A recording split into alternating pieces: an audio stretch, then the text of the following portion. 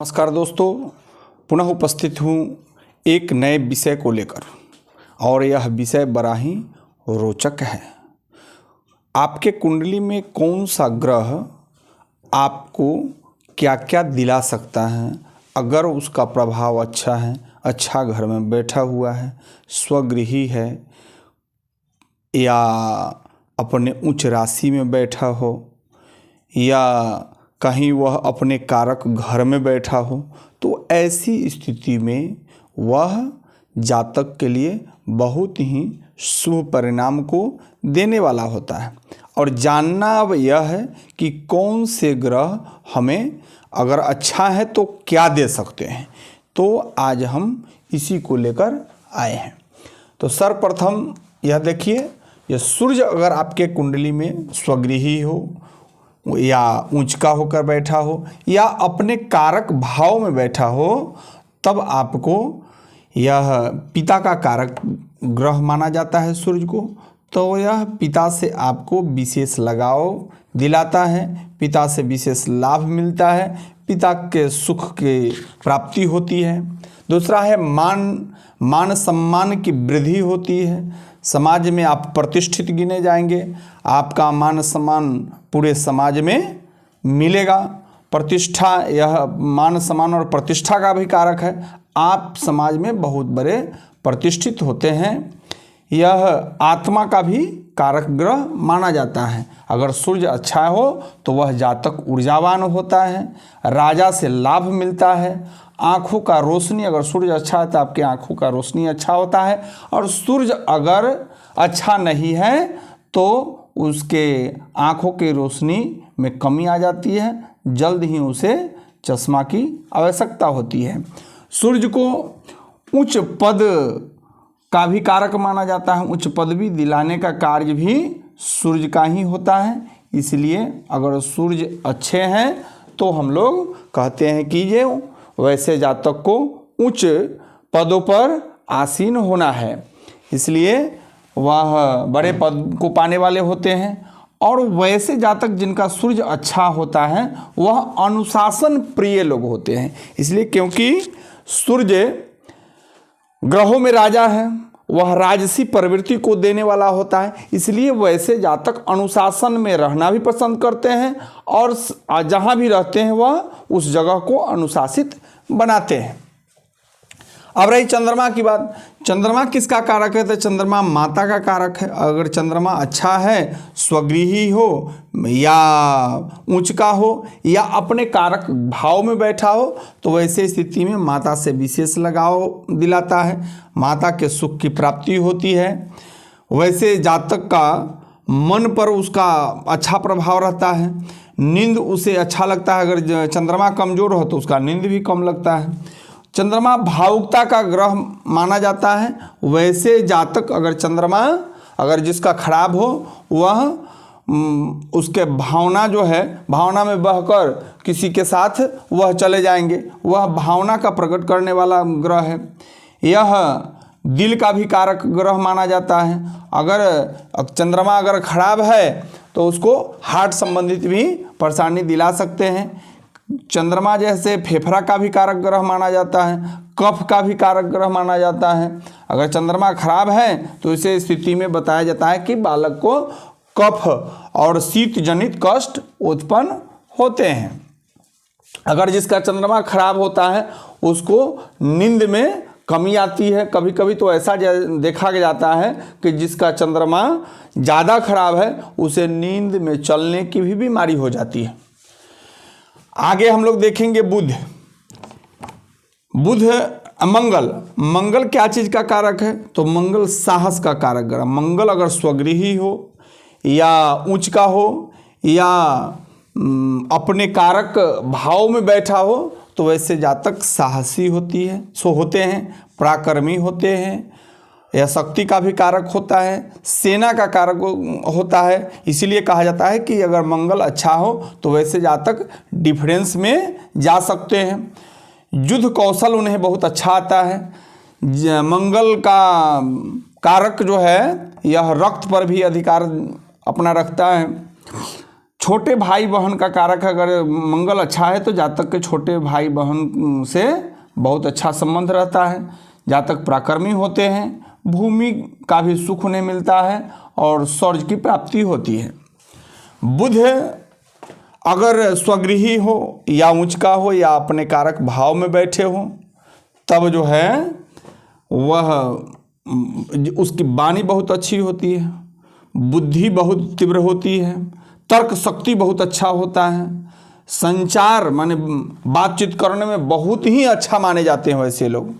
या मामा का भी कारक ग्रह माना जाता है, उसके त्वचा का भी कारक ग्रह माना जाता है। और कारोबार और व्यवसाय जिसके कुंडली में बुध अच्छा हो वो बहुत बड़ा कारोबारी भी बन सकता है, व्यापारी भी बन सकता है। और उसके बुद्धि जो है बहुत तीक्ष्ण होते हैं और एकाग्रता का भी कारक माना जाता है। जिसके कुंडली में बृहस्पति अगर स्वगृही हो, उच्चका हो या अपने कारक भाव में बैठे हों, इस स्थिति में जातक को क्या देता है तो उसकी शिक्षा बहुत अच्छी होगी, संतान का सुख प्राप्त होगा, उसको धर्म में रुचि होगी, वह उसका भाग्य साथ देगा, जहाँ जाएगा उसको भाग्य साथ देगा। वैसे लोगों को बड़े भाई बहन से पटता है, बुजुर्गों का आदर करते हैं। यह अगर बृहस्पति गोचर से अच्छा होता है या बृहस्पति के दशा वर्ष आते हैं उस समय विवाह करा देते हैं। धन का भी कारक ग्रह माना जाता है, धन संपत्ति का भी कारक, कैरियर का कारक ग्रह माना जाता है। और जिनके बृहस्पति अगर अच्छा हो तो उनसे आप मंत्रणा ले सकते हैं। वह किसी को कुछ बात के लिए मंत्रणा देने के लिए बहुत उपयुक्त है। इसलिए कहा जाता है जिनके बृहस्पति अच्छा हो उनसे अगर कोई बात अगर आप कीजिए, किसी समस्या में हो तो उनसे राय लीजिएगा, वो मंत्रणा बहुत अच्छा देते हैं, उसमें से निकालने के लिए आपको उपाय बहुत अच्छा सुझा देंगे। और बृहस्पति का कारक जैसे यहाँ पर बन रहा है पाचन तंत्र पर उसका अधिकार होता है। अगर बृहस्पति खराब होते हैं तो उस स्थिति में पाचन तंत्र उसका खराब हो जाता है। और आयु का भी कारक ग्रह माना जाता है। अगर बृहस्पति अगर अच्छे हैं, उच्चका हो या स्वगृही हो या कारक भाव में बैठे हो तो वैसे स्थिति में जातक का आयु भी बहुत अच्छा होता है। शुक्र को क्या चीज़ का कारक माना जाता है?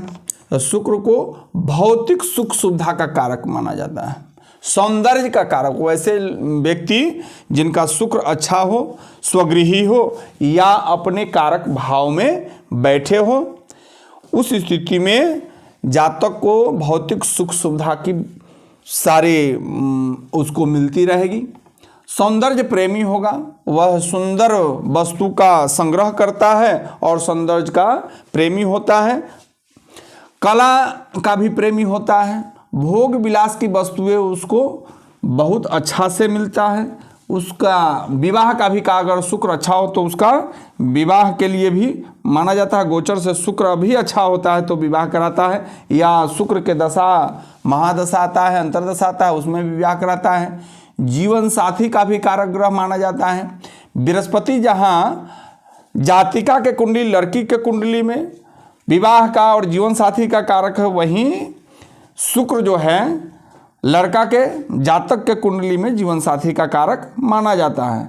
यह लव अफेयर का भी कारक माना जाता है कि जिसके कुंडली में शुक्र अच्छा हो उसके लव अफेयर भी होते हैं, वैवाहिक सुख की प्राप्ति होती है। वैसे अगर शुक्र ज़्यादा बलवान है, उच्चका है, तो वैसे जातक को काम वासना में भी बढ़ा देता है।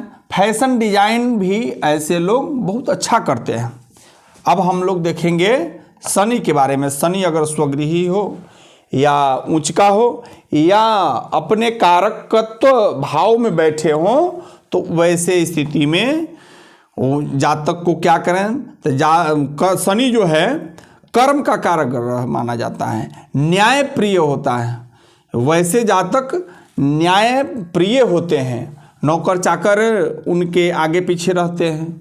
और दुख का कारक भी माना जाता है। अगर शनि अगर खराब है तो दुख देता है, बीमारी देता है। शनि अच्छा है तो उनके आयु अच्छे माने जाते हैं। विज्ञान का कारक ग्रह माना जाता है। अगर शनि जिनके अच्छे हैं उनको विज्ञान तकनीक के क्षेत्र में बहुत अच्छा करते हैं। लोहा का कारक माना जाता है, अगर शनि जिनके अच्छे हैं लोहा का कारोबार करे। खनिज तेल का कारक है, खनिज तेल का कारोबार करे। वैसे उस सब क्षेत्र में उन्हें बहुत सफलता मिलती है। या कर्मचारी का तपस्या और जेल का भी अगर शनि खराब हो तो जेल तक भेजवा सकता है। अब देखते हैं हम लोग राहु। तो राहु क्या क्या कराते हैं। अगर राहु अच्छे जगह पर बैठे हों, अपने कारक भाव में बैठे हों, या जो उनका राशि बनता है उसमें बैठे हों, या मित्र राशि में बैठे हों, तो वैसे स्थिति में जातक को राजनीतिक के क्षेत्र में अपार सफलता दिलाते हैं। फिल्मी दुनिया में उनको पहुंचा देते हैं। अप्रत्याशित घटनाओं का भी यह कारक अगर अच्छा है या बुरा है तो उस अनुसार से अप्रत्याशित, अगर अच्छा है तो ऐसा आपके साथ होगा जिसकी आपकी कल्पना नहीं किए होंगे, वैसा शुभ परिणाम भी देते हैं। अगर खराब है तो उसी तरह से वो उसका दुखद परिणाम भी देते हैं। सांसारिक इच्छाओं का कारक ग्रह माना जाता है। यह गुप्त विषय का कारक ग्रह है। और अमर्यादा का भी, अगर राहु खराब है तो वैसे जातक बहुत ही अमर्यादित होते हैं। अब देखते हैं हम लोग केतु के बारे में। केतु जो है क्या चीज़ का कारक है। केतु अगर अपने जो राशि उनका बनता है उस राशि में बैठे हों, या उच्च का बैठे हों, या उनका जो कारक भाव है उस भाव में बैठे हों, तो जातक को वैराग्य दे सकते हैं। उनको ईश्वर की कृपा मिलती है। रहस्यमयी शक्तियाँ वैसे लोगों को आ जाती है। अध्यात्म की ओर रुचि दिलाता है। मोक्ष की प्राप्ति होती है। तंत्र साधना कर सकते हैं। उनकी तर्क बुद्धि बहुत तेज होती है। कल्पना जो है सो बहुत करते हैं, कल्पनाशील होते हैं। अंतर्दृष्टि उनकी होती है। वह किसी विषय में मर्मज्ञता हासिल कर लेते हैं, और अगर खराब है तो विक्षोभ भी कराते हैं। आशा करता हूं कि इन सभी ग्रहों के बारे में क्या दे सकते हैं, अच्छा रहेंगे तो क्या देंगे, बुरा रहेंगे तो क्या दे सकते हैं, वह आप लोग बहुत अच्छे ढंग से समझ गए होंगे। तब तक के लिए नमस्कार।